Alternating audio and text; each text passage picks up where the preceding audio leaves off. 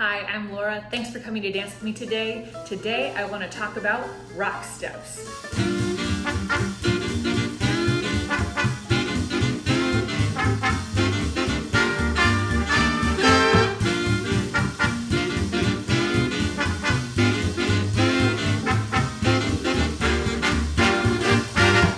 Are gorgeous. They're the beginning and ending of everything that comes in between. They give you, as the follower, so much information about what your immediate future is going to look like. So quick disclaimer before we get into it. Don't be didactic about the stuff that you learn here. To dance is to notice your body and to feel feelings. And feelings are not something that I can give you, and your body is very specific to you and the situation that you're in. Take the things I tell you and then evaluate it. Explore what that feels with you, and if it does not work for you, ditch it. I've ditched so many things that teachers have told me. Lindy Hop is so much bigger than this video, and I can't give you the whole truth here.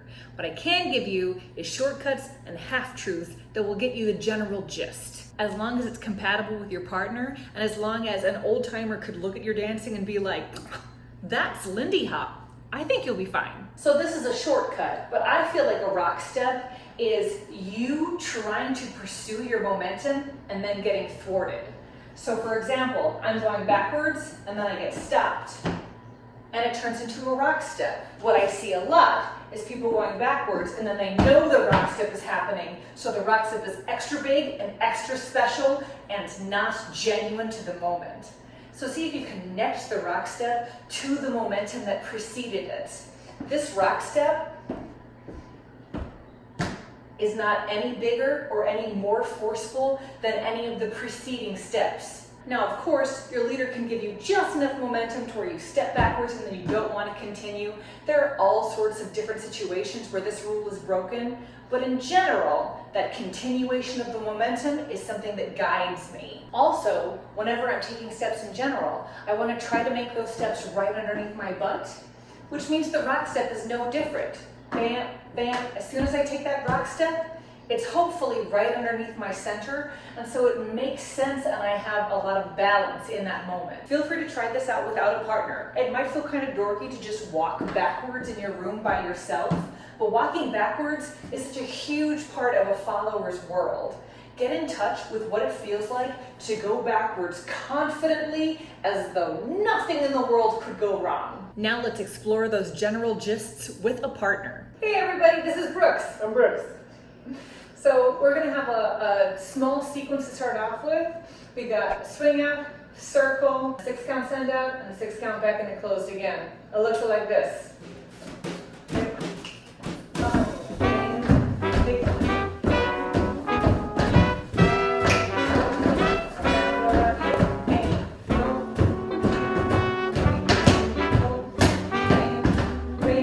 We did it! So let's talk about the rock steps. First rock step right off the bat, swing out from closed. Check out my footwork.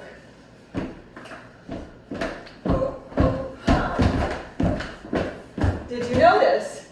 I didn't do a rock step, and if I were in class, I would ask you details about it, but I just want you to use your eyes. Let's check that same movement out one more time. Back, back, hey. Back, back, hey. So this is something that I see really frequently and follows as we think about that moment as a rock step. Remember what I said about rock steps earlier is your momentum's going backwards and then eventually you're caught. What I see a lot is this. Hey, bang, boom, bang, boom. And then of course your leader has to book it in front of you, because instead of going backwards to make his life easier, Brooks's life easier, you've moved forward, and so now Brooks is having to outrace you. Something else to consider is that a linear rock step isn't always straight backwards.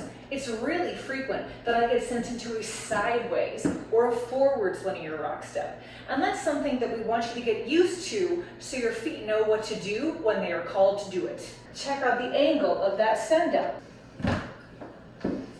Man. Man.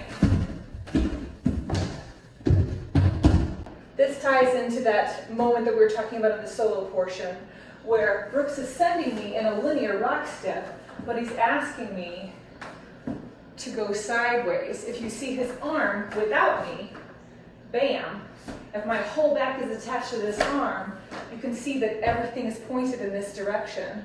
So I want to make sure that I have a linear rock step coming out the side of my body. So if you have somebody to practice with, do this entire sequence a couple of times in a row.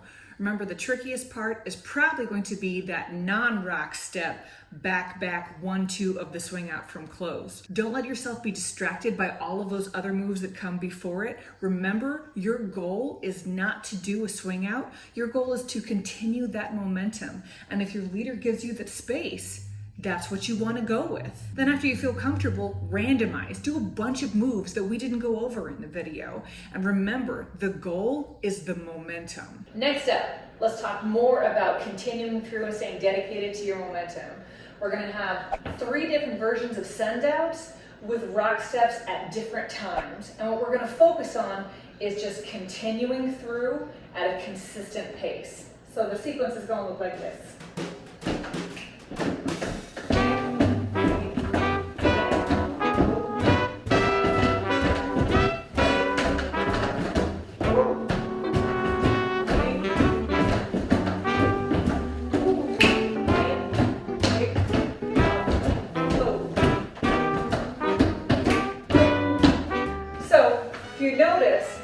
Trying not to predict when things are going to stop.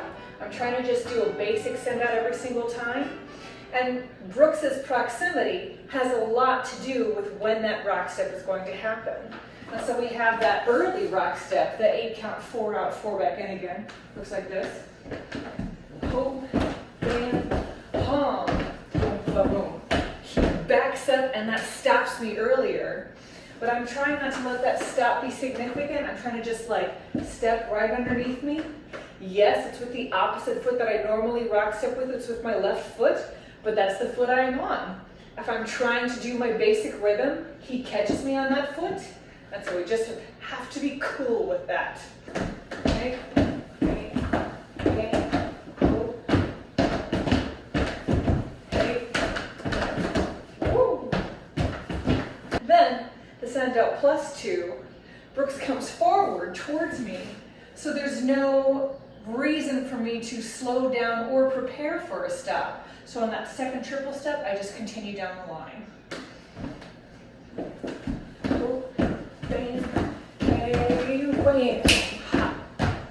Let's do that one more time.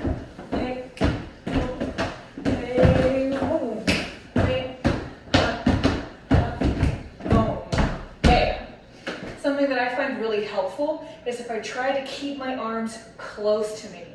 Brooks, being the amazing lead that he is, also stays close to me so we're not having to stretch out.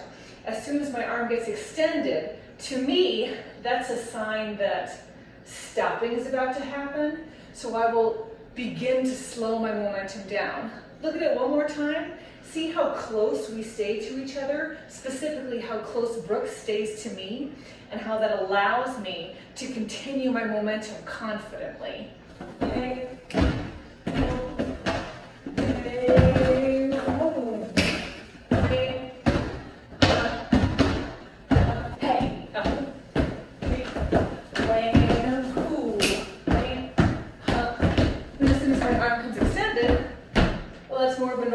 Step, you just end up stepping right underneath yourself, like so. So when you're practicing this, see if you can randomize things as much as possible. I've tried to group similar things together so you can go back and forth between them, so you get a similar vibe, but then always try to keep that element of what your goal is instead of trying to guess which one you're going for. If you're just drilling one thing, it can be really easy to get stuck in that mindset, but keep in mind the social dance floor is really randomized. So the more randomized you can make your practice, the more realistic your practice will be. If If you don't have anybody to practice with, and right now it's quarantine, so a lot of us don't have anybody to practice with and we don't have social dances to go to. But think about the philosophy behind these moves and behind this technique. Think about continuing your momentum. Think about being decisive with your rhythm. Think about holding your shape in a really powerful way.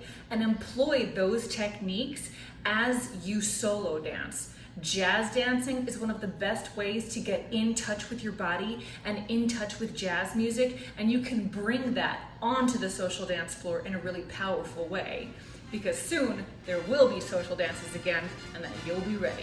I hope you liked this video. If you have a question, please leave a comment. If you want to support my channel, click subscribe or head on over to my Patreon, see what's going on over there. And of course, the best way to learn how to dance is to dance.